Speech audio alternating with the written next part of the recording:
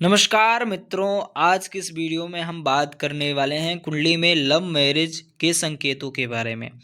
अक्सर लोग पूछते हैं, क्या मेरी शादी लव मैरिज होगी या अरेंज मैरिज? कुंडली में कौन कौन से ऐसे योग बनते हैं जो प्रेम संबंध और प्रेम विवाह करवाते हैं?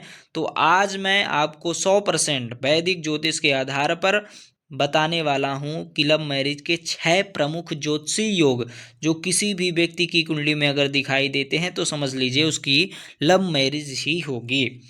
पहला पार्ट से प्रारंभ करते हैं। पंचम भाव का मजबूत और एक्टिव होना। पंचम भाव कौन सा माना जाता है ये समझिए। प्रथम भाव, द्वितीय, तृतीय, चतुर्थ, पंचम, षष्ठम, सप्तम, अष्टम, नवम, दसम, एकादश, द्वादश। ठीक है, ये है आपके द्वादश भाव। तो पंचम भाव कौन सा है?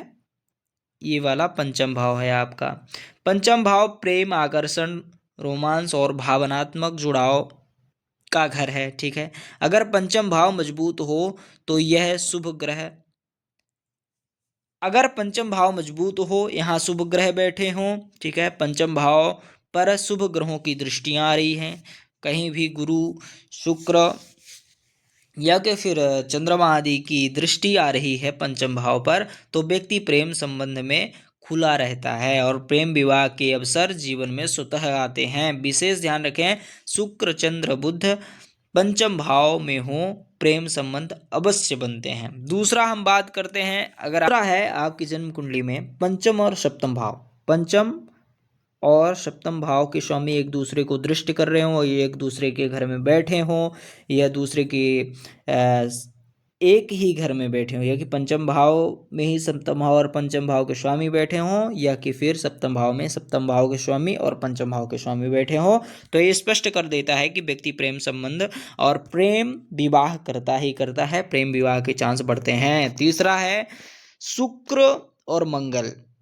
शुक्र प्रेम का ग्रह है और मंगल जुनून और आकर्षण का ग्रह है। ठीक है, जब कुंडली में शुक्र और मंगल एक साथ होते हैं, किसी भी कुंडली में 6, 8, 12 को छोड़कर, या एक दूसरे को दृष्टि करते हैं, तो व्यक्ति भावनाओं में बहुत गहरा होता है और अक्सर प्रेम संबंध बनते बनते लव मैरिज तक पहुंच जाते हैं। यह योग पुरुष और महिला दोनों के लिए बेहद शक्तिशाली माना जाता है। चौथा है सप्तम भाव।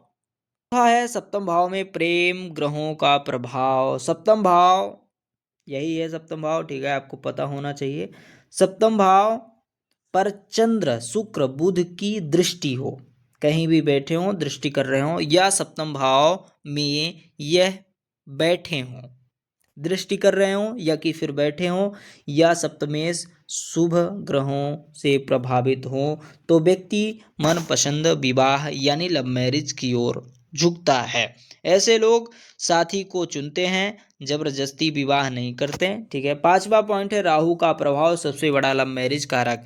राहु आधुनिक रिश्तों, सोशल मीडिया, खुले विचार और सामान्य प्रेम को दर्शाता है। राहु पंचम भाव में, या राहु सप्तम भाव में, या कि फिर शुक्र के साथ कहीं भी 6, 8, 12 को छोड़कर, या राहु पंचम सप्तमेश को प्रभावित कर रहा है, तो यह जबरदस्त लव मैरिज के चांस बनाता है। राहु व्यक्ति को जाति समाज से हटाकर अपने मन का साथी चुनने की प्रवृत्ति देता है। ठीक है, राहु आधुनिक प्रेम विवाह का योग है। नवमांस कुंडली में शुक्र और पंचम भाव का सक्रिय होना। नवमांस D9 कुंडली विवाह का सच्चा फल बताती है। अगर आपको विवाह आदि का, लव मैरिज आदि का देखना है तो नवमांस यानी D9 कुंडली अवश्य देखना चाहिए। अगर नवमांस में शुक्र मजबूत हो, पंचम भाव अच्छा हो, सप्तम भाव पर शुभ ग्रहों की दृष्टियां हो, शुक्र चंद्र का संबंध अच्छा हो, तो प्रेम संबंध आगे चलकर विवाह में बदलता है। यह योग लव मैरिज को स्थिर और सफल बनाता है। मित्रों, अगर आपकी जन्म कुंडली में 6 में से 2 या 3 योग भी मजबूत से बन रहे हैं, तो आपकी शादी लव मैरिज होने की संभावना बहुत ज़्यादा अधिक बढ़ जाती है। अगर 4 या उससे ज़्यादा मौजूद हैं तो आपका प्रेम विवाह लगभग निश्चित ही है। यदि आप अपनी जन्म कुंडली, लव मैरिज, अरेंज मैरिज का सटीक विश्लेषण करवाना चाहते हैं तो आप इस नंबर पर संपर्क कर सकते हैं। मिलते हैं आप सभी से अगले वीडियो में। सभी को जय श्री राम, जय श्री राधे, नमस्कार।